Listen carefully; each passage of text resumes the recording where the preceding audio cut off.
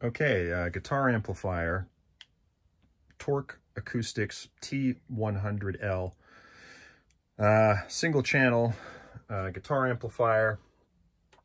It's got some overdrive and sort of a sensitive input switch. It's got preamp and I guess post preamp, 2 stages of gain, 3-channel equalizer. It's got a what's that? The reverb, or depth as it's called, and a foot switch. Yeah, got it from a charity store. Good price. Take it home. Doesn't work. I have an option. I could take it back to the shop and get my money back. That's okay. But why is it not working? Well, when I say it's not working, when you switch it on, you know, you get power into the transformer. So the fuse is working down here. But when you plug in anything, you get absolutely no noise at all from the speaker. And this is probably, should be roughly about 100 watts. Checking some of the voltages. 32.6 volts AC. That's coming off those bottom taps there, those yellow and green wires you can see down there. And those 2 orange wires give out 13.5 volts AC, and those voltages go into the board. Now, switch it off.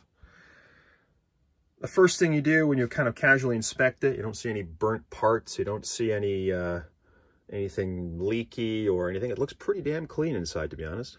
As I said, made in the UK around 1989, 1990. What I did find are those input fuses, those fast 3-amp fuses. I've taken both of them out. They are dead, which is why obviously nothing would be heard through the speaker.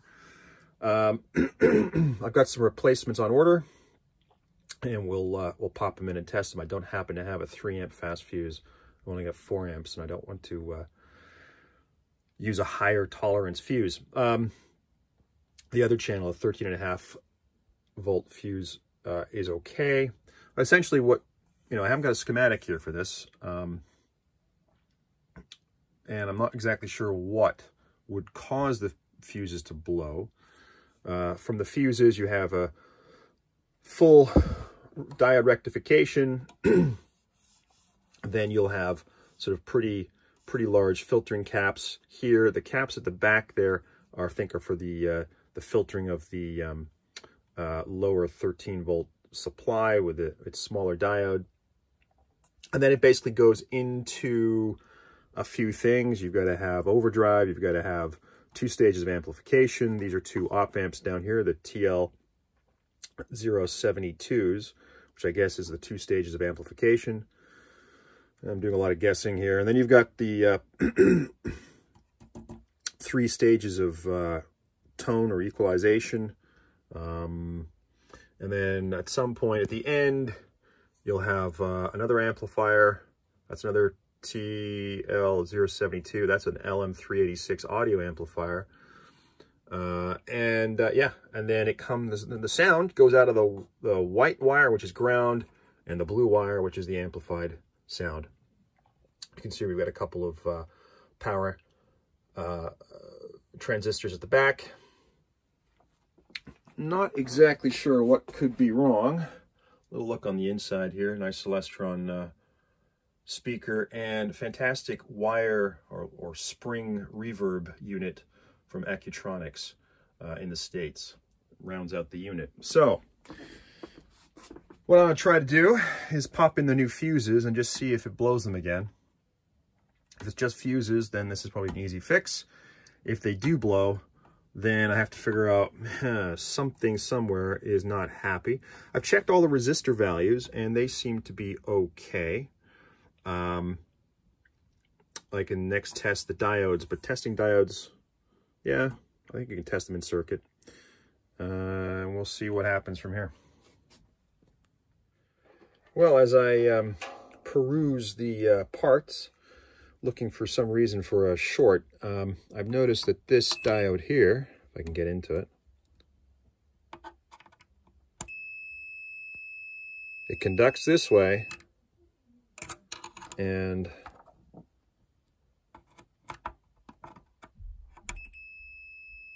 it conducts that way. That heavy dark trace here is ground, and then this goes off to I don't know where, but it shouldn't be short. So that could be the reason that there's a high current draw. And so yeah. So another positive sign, if I sample some of these diodes with a tool, you can hear some noise from the speaker. That's a diode, absolutely. Right in there. But the fact that this is generating, when it's sampling some of the semiconductor components, you're getting some nice hiss and crackle from the speaker. That's got to be a positive thing, right? Suggests those output transistors are working. The other diode, though, the one that I've found short, is definitely showing up as no component, so that thing has to be replaced. Yeah, I think I'm going to have to take that part out, which means getting the board out, and which basically means taking the knobs off, unloosening the lock nuts, and taking one screw out to get to the bottom side. Okay, so update on this amplifier. As you can see, I've torn into it to try and look at what the problem is. We know that those two fuses down here have blown, the 3-amp fuses, and they come directly out of the transformer, which seems to be fine. Now, where where do we go from here? Why are those fuses blown? Well, I noticed, you kind of take a cursory look at the amp. You've got your input jack. You've got a couple of selectors here for overdrive and sensitive, I think. Basically, I noticed you get a preamp, and then you get like a bit of a gain from the second stage, and those are basically driven on these op-amps. These are TLO72s. Then you got some equalization stages and so on, and you have some reverb and foot switch connections and stuff. But basically, your power comes in here, it gets rectified in a full bridge, and it then creates, the green is the ground, the 0 volts in this case, and then you have two thick tracks, for what I think are plus and minus voltages. And I noticed that across the outer one here and here, we have a short, which would clearly create an overcurrent situation and blow the fuses. And as I traced through it, I found a diode over here, which kind of looked funny when you measured it in circuit. So I pulled one leg out, and it's okay. Then I centered my attention around these power transistors here. This one looked okay when I did the sort of in-circuit diode checks and so on. This one had some funny values, and it had a short between the green and the yellow wires. This is the base emitter and the collector out here. So I just undid a wire here to see if this was the short, then if I disconnected it, the short would be in the device and not in the circuit. But again, the device checks out fine. It's the short still remained on the board. And I pulled this transistor out here. There's 3 holes just down there, which is identical to one of these. It's a BD535 NPN transistor. Again, I thought the problem might be somewhere in here. Pull that piece out. The transistor checks out fine, and the short still remained. And so that brought me to the only other obvious thing, and when I mean obvious, I mean looking at the traces and trying to figure out components which go from one trace to something near the other. And there's this one, big old capacitor. That's a big boy, 2200 microfarads. That's thicker, thicker than my thumb. Well, it turns out, if I drop my connection here, I think this is the problem. So let's just connect it up, and let's try to hold it with one hand and take the other, and you get a dead short. Although cosmetically it looks fine, it hasn't blown up or burnt up, but I'm pretty sure capacitors are not meant to be a dead short. That would explain the short across the traces. It would also explain why none of this is an effect. And when I take this out, the short circuit goes away on the board. So I think I'm going to put my money on replacing one of these. I don't know how much this is going to cost me. And just pop these other bits back in, and we shall see what we get. All right, so the status is that I've reconnected the three parts. This transistor here, I've reconnected this diode down here, and this little green wire. I just soldered them back in. And I checked continuity, and I checked these things are still working. They seem to be okay with voltages and so forth. And the short remains off the board. And that's the critical thing. So it looks like this really was the single point of failure so far. I've got new capacitors in the post. They should arrive in the next few hours, and then we'll video putting them in. Yeah, so there was, blown fuses. There must have been an overcurrent issue on the board, a short, for example. I found it between the ground and this is the ground, and this is the positive rail. Actually, this is the negative voltage rail. This is the positive rail. Taking that out. So far, so good. I still haven't been able to test it. I don't know if the power transistors are actually working okay. They seem to be okay when you use your multimeter in diode mode and you check the relative pairs. You check forward voltage drop or reverse voltage drop and so on. They seem to match, broadly speaking. When I try to use my little device here, which kind of quantifies all sorts of components, especially semiconductors, this only works up to 5 milliamps. It drives semiconductors with a little bit of current and then measures the response. And that's great for, small transistors or even, slightly bigger transistors and diodes and what have you. But these are power transistors. These are 2N3055 devices. And their maximum base current is something like 7 amps. So as a transistor controlling a base current, controlling a much larger currents, up to 6-7 amps in the base, you can drive much larger currents through the collector emitter. Then pinging it with just 5 milliamps from the device, it's not going to get the device to active. This basically says no device connected. And of course it is. It's not getting over the energy thresholds to actually activate these devices. So I'm left to wait until I can turn it on to see if there's a problem with those transistors. Again, fully available, a couple of quid each, no biggie there. But what else is going on? Are these opamps okay? The capacitors seem to check out, resistor values, semiconductors, the diodes, all that's been checked. And I've checked them with diode test or with ohms test on the resistor values and so on. Even tried the capacitor setting. Although I tend to use a capacitor ESR meter, which is a bit more accurate in terms of measuring capacitance.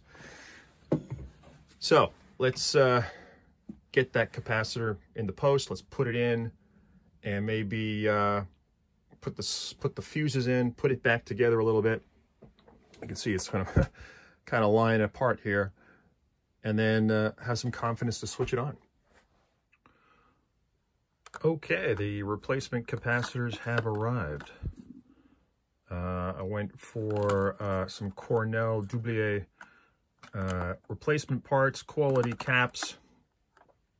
These are snap-in type, standard 10 mil spacing, negative very clearly labeled on the side. Let's take a look. They are,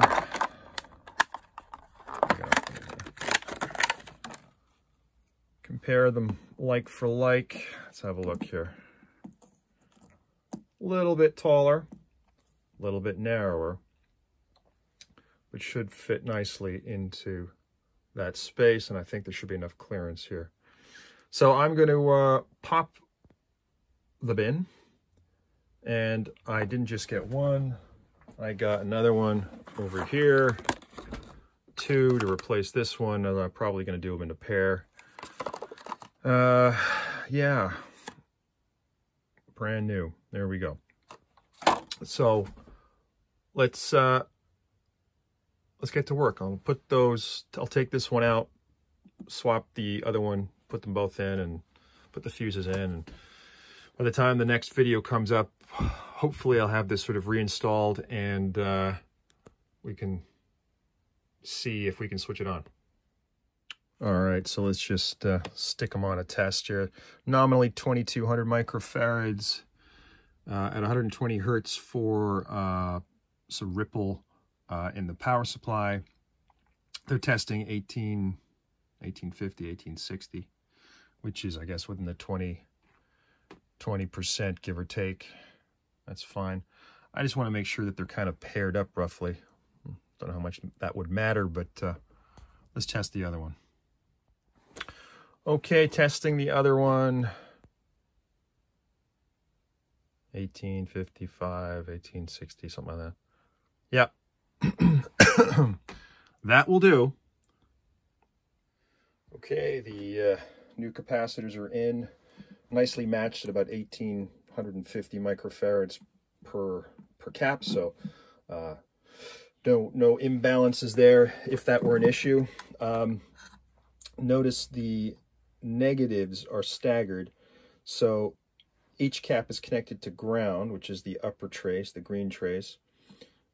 This goes ground to negative, so the negative rail down here, this fuse connects to the negative voltage rail, minus 30, nominally 31 volts, but I'm measuring 33 without a load on the transformer. So ground to minus 30 volts, and this one goes from ground to plus 30 volts, the other line here, so you have a dual supply. Cool. So I'm about to try and reassemble it, put it back into maybe into a vertical position, and then we'll switch it on and see if it goes bang. All right, so I've just loosely refitted the tray to the mount. I put in a couple of fresh fuses down there, 3 amp fuses. The original fuses, the label says 3 amps per fast blow per channel or per rail. I pulled out some dead fuses. They were 3.15 amp fast blow, so more or less the same thing, but I got a bunch of these fast blow 3 amps. That's in, the capacitor's in, there's no apparent short on the board. It's trial time. Okay, so it's plugged in. Let's see what happens.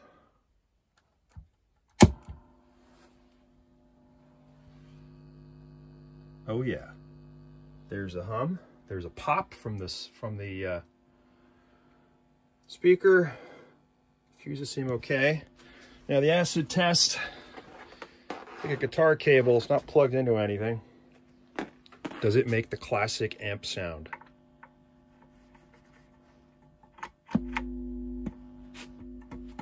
Oh yes, it does.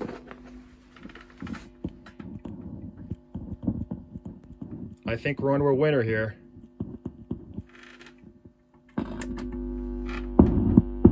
Going into overdrive.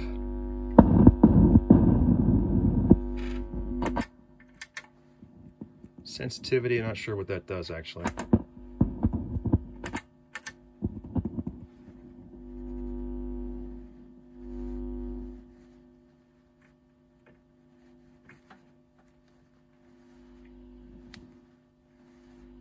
You can definitely hear the hum kicking around.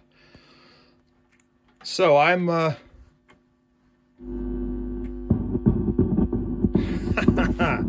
think it's gonna work. So I'm gonna bolt it back up and see if we can get a something to play out of it.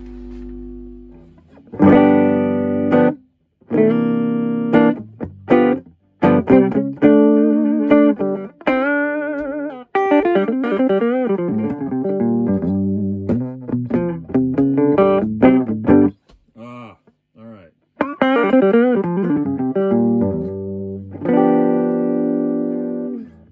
Very tight sound. It's working beautifully.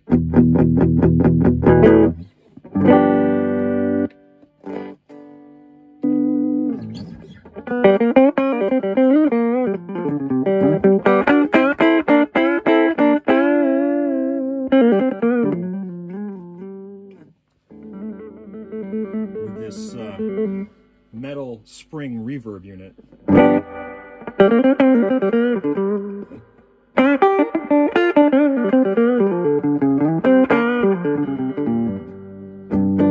There you go.